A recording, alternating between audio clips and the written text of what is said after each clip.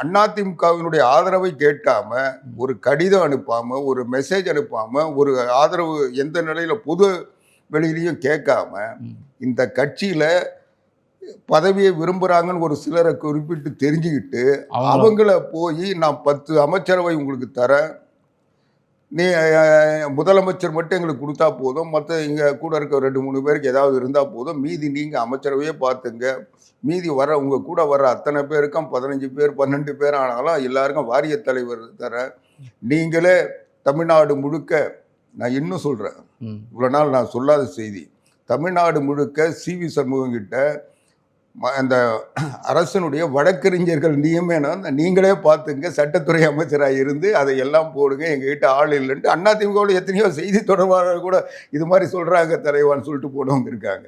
அதனால இப்போவும் அது போய் ஏமாந்துருக்கிறாங்க.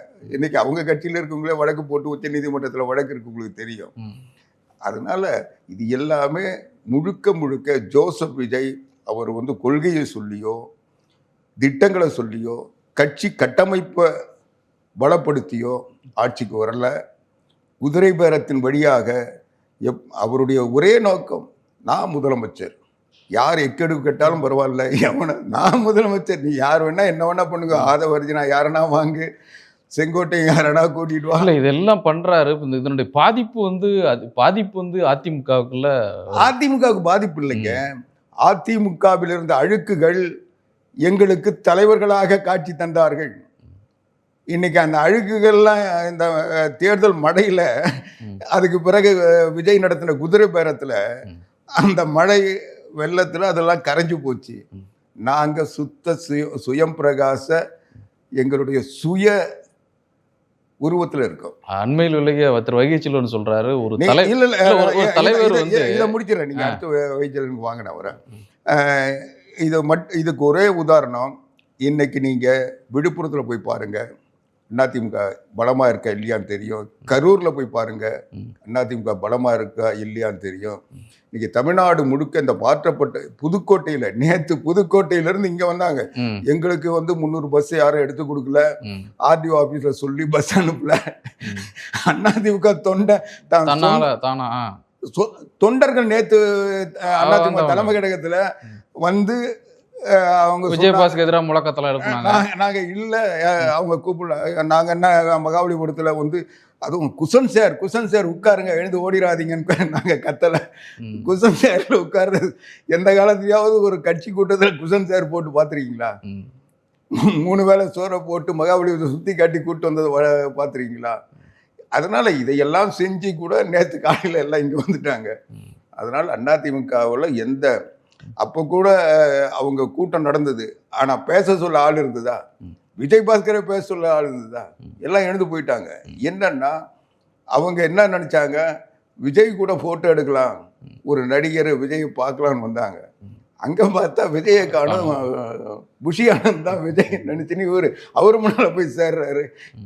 நம்ம விஜய் பார்க்கலான்னு கூப்பிட்டு வந்தாங்க, இவரே விஜயை பார்க்க முடியல, இவரை நம்பி நம்ம போய் என்ன பண்றதுன்னு நேற்று காலைல வந்துட்டாங்க. ஸோ தொண்டர்கள் தெளிவாக தான் இருக்காங்க. தொண்டர்கள் தெளிவாக இருக்கிறது மட்டும் இல்லைங்க, கட்சி தெளிவாக இருக்கு. ஆனால் இவங்க இன்னைக்கு வரைக்கும் பாவம் உடுமலை ராதாகிருஷ்ணன் எவ்வளோ ஆசைப்பட்டு போனார். கடம்பூர் ராஜு ஒரு காலத்தில் விஜய் இவர் வாசலில் இவர் ஆஃபீஸில் காத்துட்டு கிடந்த காலங்கள் உண்டு. ஆனால் இன்னைக்கு பாவம் கட்சியில் சேர்ந்து 15 நாளாக காத்துட்டு இருக்க விஜயை பார்க்க முடியல. இதுதான் அவங்களுக்கு கிடைச்சிருக்க மரியாதை. அதாவது இப்போ குறிப்பாக திரு வைகைச்செல்வன் முன்னாடி உங்கள்கிட்ட பேசும்போது அவர் என்ன சொல்ல, தலைவர்கள் அப்படின்னு சொல்கிறது இயக்கம்தான் முக்கியம், கொள்கை தான் முக்கியம், அதனால் எதை பற்றியும் கவலை இல்லை அப்படின்னு சொல்லி தான் தலைவருடைய இருக்கும். ஆனால் இங்கே பார்த்தீங்கன்னா திரு எடப்பாடி பழனிசாமி எதை பற்றியும் கவலை இல்லாமல் அவர் இருந்தால் போதும் மட்டும் அப்படிங்கிற மாதிரி நினைக்கிறாரு. இல்லை, அவர் சொல்கிறது உண்மை. தான் இருந்தால் மட்டும் போதுங்கிறதா எடப்பாடி பழனிசாமி. அண்ணா திராவிட முன்னேற்ற கழகத்தை பொறுத்த வரைக்கும் பொதுச் செயலாளர் தான் முக்கியம். பொதுச் செயலாளர் உறுதியாக இருந்தால், சரியாக இருந்தால், பலமாக இருந்தால் இந்த கட்சி அவர் பின்னால் நிற்கும். இல்ல சரியா இருந்தானே இப்ப இவ்வளவு பேர் போறாங்க அப்படின்னு சொன்னாலே அப்ப அவர் சரியா இருக்கிறாரான்னு ஒரு கேள்வி வருது இல்ல. நான் தான் சொன்னேன், அதுக்குதான் அதுக்கு போல காரணங்கள் இதெல்லாம் ஏற்கனவே சொன்ன அழுக்குகள் சொன்னேன். ம். நீங்க வாய்ப்பு அடுத்து பேசலாம்னு சொன்னா ஒவ்வொரு அழுக்கா தனித்தனியா சொல்ல முடியும். என்னால அதுக்கு உரிய காரணங்களை சொல்ல முடியும். ம். நீங்க வைகை சொன்னது சொன்னீங்கல்ல, ம். அதனால பொதுச் செயலாளர் பலமாக இருக்கிறது தான் அதிமுகவுடைய சட்ட விதி. புரட்சித் தலைவர் எம்ஜிஆர் பலமாக இருந்தார், புரட்சித் தலைவர் அம்மா பலமாக இருந்தாங்க. அதுக்கு பிறகு புரட்சித் தமிழர் எடப்பாடியார் பொதுச் செயலாளர் ஆன பிறகு பலமாயிட்டார்.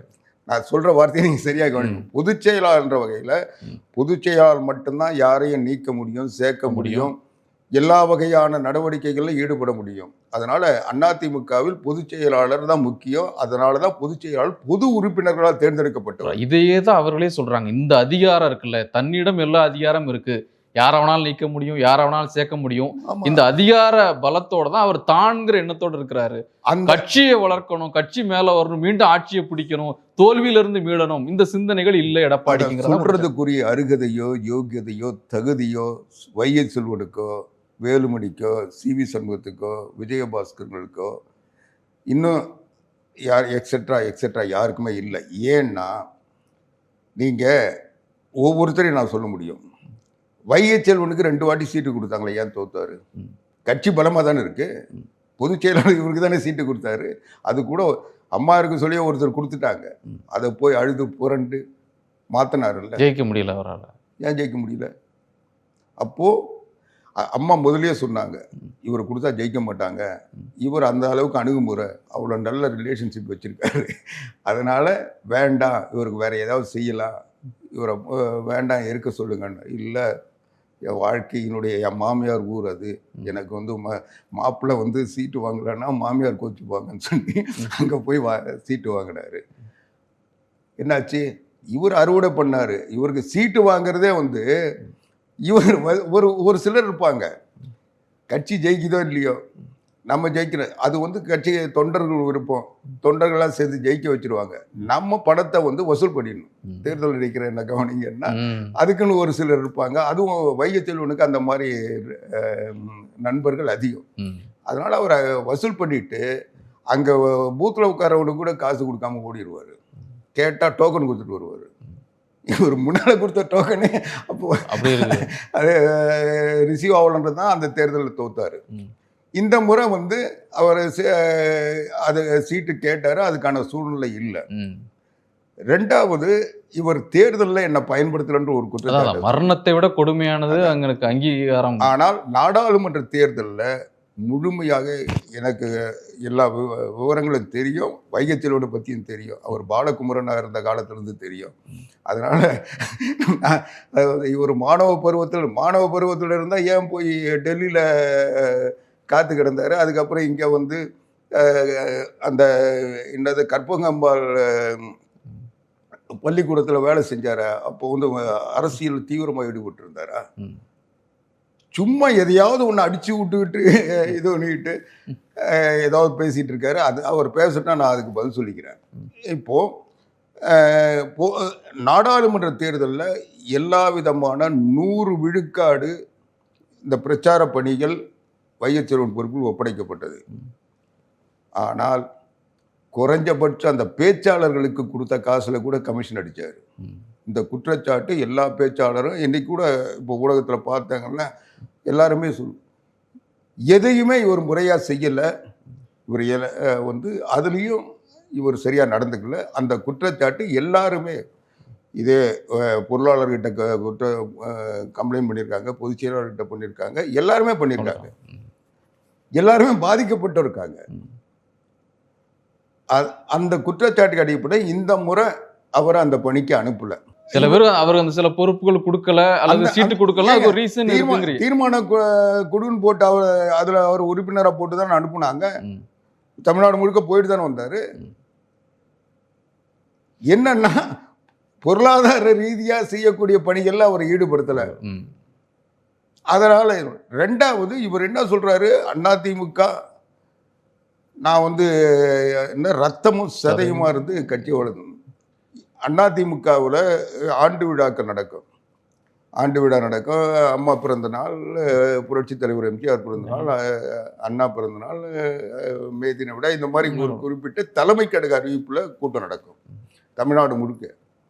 இந்த கூட்டங்களுக்கு அறிவிப்பு கொள்கை பொதுச் செயலாளர் அறிவிப்பார். இந்தந்த ஊரில் இவங்க பேசுவாங்க, பொதுச் செயலாளர் அனுமதியோடு அனுமதிப்பாங்க. அந்த பட்டியலை தயார் பண்ணுறதை இவர் கையில் எடுத்து இவர்கிட்ட ஒப்படைச்சாங்க. இவர் என்ன பண்ணுவார், 5 நாள் கூட்டம் நடக்கும். 5 நாளாக இவர் பேசுவார். 5 ஊருக்கு போடுவார். 5 ஊருக்கு இவர் பேசுகிற இவர் அறிவிச்சுட்டு பேச்சாளர்லாம் ஒரு கூட்டம் 2 கூட்டம் பேசுவாங்க. மற்ற நிர்வாகிகள்லாம் இவர் மட்டும் 5 நாள் பேசுவார். 5 கூட்டம் அறிவிச்சிடுவார். 5 கூட்டத்துக்கு இவர் எவ்வளோ காசு வாங்கியிருக்காருன்னு அவர் பதில் சொல்லுங்க. நான் அதெல்லாம் சொல்லணும்னு விருப்பம் இல்லை.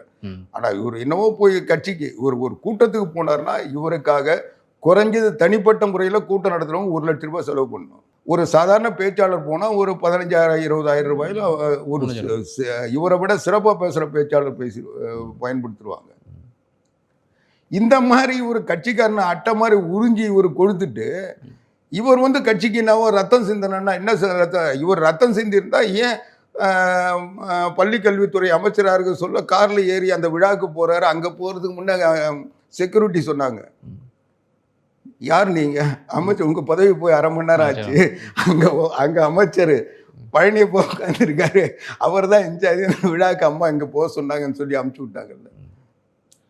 இல்லை, அதுக்கான காரணமும் நான் இன்னும் பல காரணங்கள் சொல்லுவேன். ஏன்னா அவர் பர்சனலாக அவரை ப்ரமோட் பண்ணதில் நான் ஒருத்தன். எங்களுடைய உழைப்பெல்லாம் உறிஞ்சி கொடுத்த அட்டை அவர்.